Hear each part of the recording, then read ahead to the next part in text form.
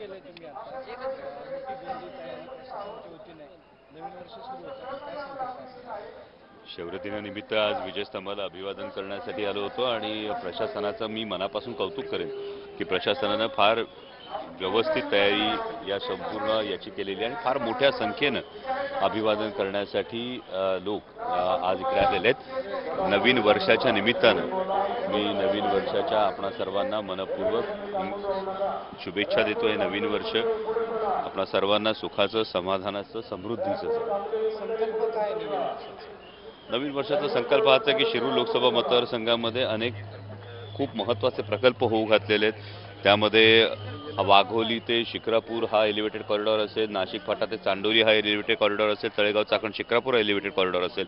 या तिन्हीची निविदा प्रक्रिया सुरू झालेली आहे आणि आता ही निविदा प्रक्रिया लवकरच पूर्ण होऊन या कामाचा शुभारंभ होईल। लवकरात लवकर हे काम व्हावं, दर्जेदार काम। अमृत नोनी आर्थो प्लस ये एक प्रूवन फॉर्मूला है। इसमें मौजूद नोनी फल के गुण और आयुर्वेदिक जड़ी बूटियां शरीर को जरूरी पोषक तत्व देने के साथ साथ हड्डियों और जोड़ों के घिसने, उनमें होने वाले सूजन और दर्द को रोकने में मदद करता है। दर्द मुक्त जीवन के लिए अमृत नोनी आर्थो प्लस।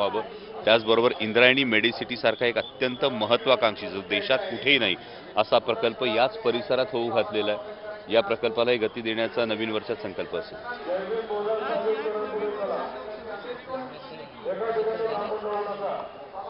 मला वाटतं की खूप सोपी गोष्ट असते। निवडणूक हे केवळ माध्यम आहे आणि सत्ता हे केवळ साधन आहे। सत्ता किंवा पद हे साध्य नाही, ते केवळ साधन आहे। लोकांसाठी काम करण्याचं, जनसेवेचं ते साधन आहे आणि जे साधन आहे त्याचा वापर हा महाराष्ट्राचा स्वाभिमान जपण्यासाठी व्हावा, जनसेवा करण्यासाठी व्हावा, शेतकऱ्यांचा, स्त्रियांचा सन्मान राखण्यासाठी व्हावा, हा माझा प्रयत्न राहील। पण यावर्षी तुमच्या पुढे लोकसभेसाठी थेट अजित पवारांचं आव्हान असणार। मी वारंवार सांगतो, दादा हे मोठे नेते, आदरणीय दादा हे मोठे नेते आहेत। माझ्यासारखा कोणतेही राजकीय पार्श्वभूमी नसलेला सर्वसामान्य मध्यमवर्गीय कुटुंबातला कार्यकर्ता हा त्यांच्यासमोर फार लहान आहे आणि मला हा विश्वास आहे की जे काही आहे ते मायबाप जनता ठरवेल।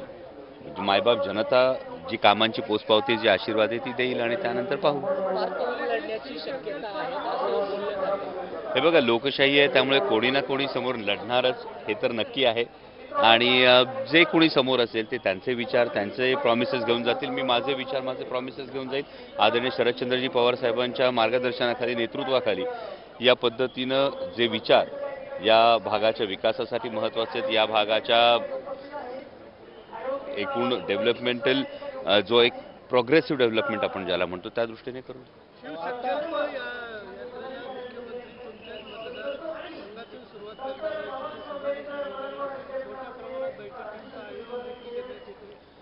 मला वाटतं माननीय मुख्यमंत्री महोदय हे शिवसंकल्प अभियानाची सुरुवात शिरूर लोकसभा मतदारसंघातून करतात।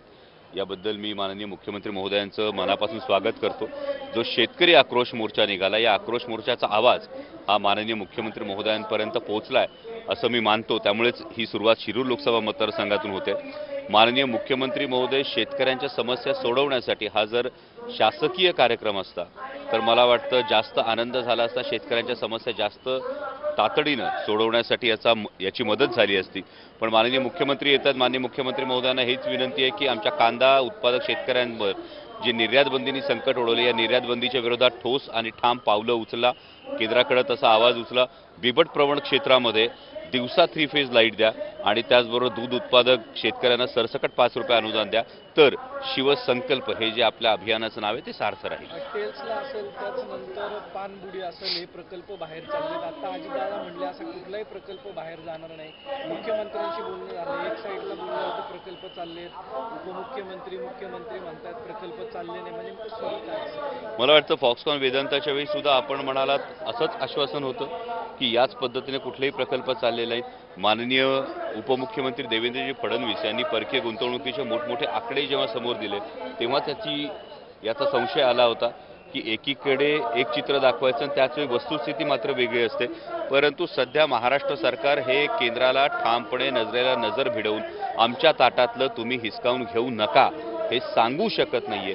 ही सांगण्याची त्यांची परिस्थिती सध्या दिसत नाहीये, हे महाराष्ट्रासाठी दुर्दैवी आहे। सगळ्यात महत्त्वाचं म्हणजे आता अजितदादा म्हटले, कालची सभा तुमचा आक्रोश मोर्चा झाला, संजय राऊतांनी ज्या पद्धतीने अजितदादावरती टीका केली त्यावेळेस आता म्हणले की सौम्य गौम्यावरती मी बोलत नाही। म्हणजे एका बाजूला संजय राऊत आणि अजितदादा कार्यकर्ता सोमयगाव येथील प्रतिनिधी. मला वाटतं इतक्या मोठ्या नेत्यांवर माझ्यासारख्या लहान कार्यकर्त्यांना बोलणं उचित नाही.